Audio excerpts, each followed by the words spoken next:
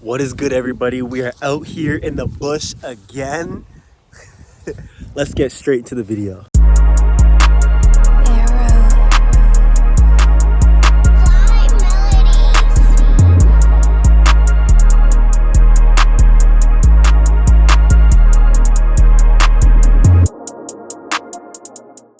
Let me get comfortable here because this, whatever this grass is, it smells good, bro.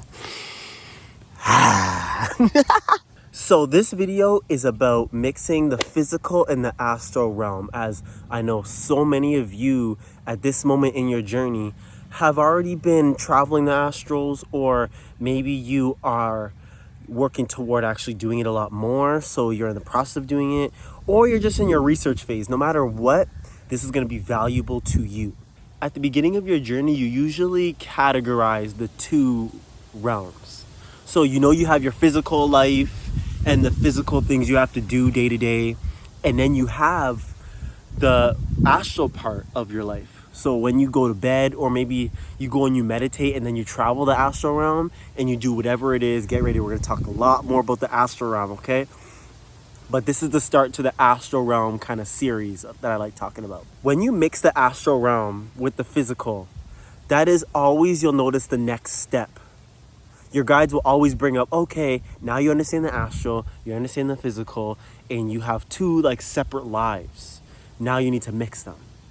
And when you mix them, it looks different than how you think. So when you mix the two realms, you are making it so that you could do the things that you would do in the astral realm while you're still in your physical body. And you're able to perceive the astral realm as though you are in the astral realm. Because technically you are. Like right now, when you're in your physical body, you're in the astral realm. Your astral body, you're like a Russian doll.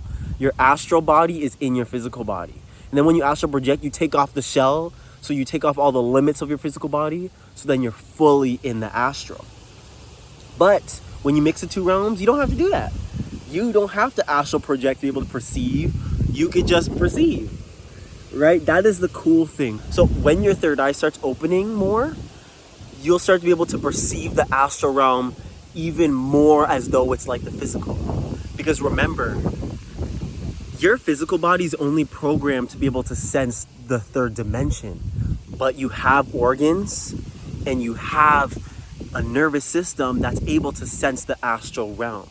So when you open these up, we call them psychic abilities, or the clairs, different names for it, psychic ability, whatever it is. Whatever you call them, they are your senses to be able to sense the astral realm. So when you mix the astral and the physical, your abilities to sense the astral realm become stronger. So, instead of going to the astral realm and going to fight demons in the astral, or going to visit angels in the astral, instead you're fighting demons or you're visiting angels while you're in your physical body. Now, when you mix the astral and the physical realm together, it's going to look like this, for example. So part of your physical life, you go to work. Say you work for the government of Canada, and you go and you work like the phones or something like that. All of a sudden you look over to your left and you see a spirit. The funny thing is, you look at the spirit and it looks like a physical person. So next thing you know, you're talking to the spirit and everybody's like, who are you talking to? And you're like, this person. And you realize it's a spirit. And you're like, oh shit.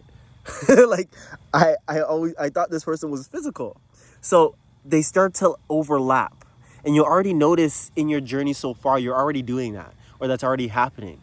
It's like you're meshing the two realms already, slowly. It's like you go to sleep and you travel the astral, and maybe you go into your dream realm, and then you end up learning and getting a whole bunch of signs and symbols. And then when you wake up, you realize those signs are trying to tell you something for your day that day. Look at my videos where I talk about demon hunting and stuff like that.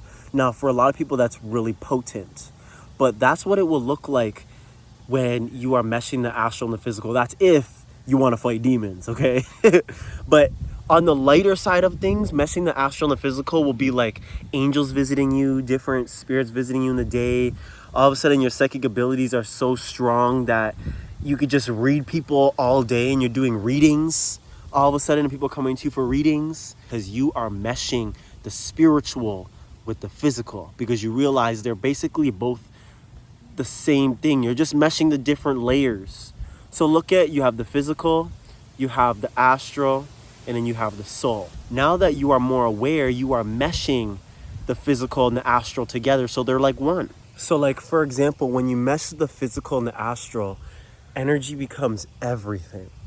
Because you're so aware of it now, and you read it so good, it's like, you don't even have to be able to see or hear the spirit, it's beside you. And like, for example, when you create portals in the astral, you feel them in the physical. That's the crazy part. So like, you guys already know I have portals in my room. And so when I astral project, it makes it easier for me to travel to certain areas, or it makes it easier for certain beings to come through.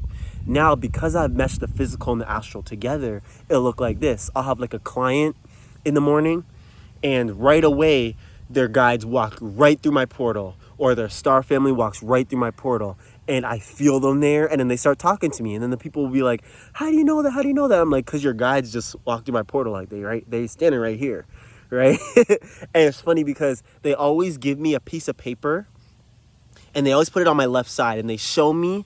The piece of paper lays out everything about the person, where they're at, what they're going through, their biggest struggle, their strongest abilities, their weakest abilities. Like, it tells me everything about them. And then the person wonders why I know so much about them. And they think, oh, I'm a witch and I know all this stuff. Nah, it's just because I've meshed the physical and the astral together. So I have access, and I could use the astral realm to do more things than the usual person would. Do you see what I'm saying? So next thing you know, if you're a witch and you mesh the astral and the physical, next thing you know, you're talking with fairies. You're doing spells all the time. Spells, okay? We need a new word for witch. I like calling them a mage. Meshing the physical and the astral is different than you think, but it's also very important, and it's very unique. So don't feel like it's gonna go one way, because it's gonna be different for everybody. Me, I still cannot clearly see. Like, I'm not a clairvoyant, so I could only see sometimes. But overall, I know a spirit is there, or I know what's happening in the astral around me, because I have energetic awareness. I know what's going on because I feel it, and then I see it in my mind's eye. And then for confirmation, I'll just ask, or whatever will happen to confirm for me, yep, this is for real. So it gets to the point where you don't even question it no more, because you've done it for so long. Just expect that whatever your natural abilities are, they will strengthen. So if you are at that process where you're not meshing the two realms, I'm so excited for you. Do your thing, bro, and do not expect things to go the way others have told you, or don't expect it to be a certain way because you think it's going to be like that. Stay open and embrace your journey. I love you guys so much, and I'll see you soon, okay? Peace out.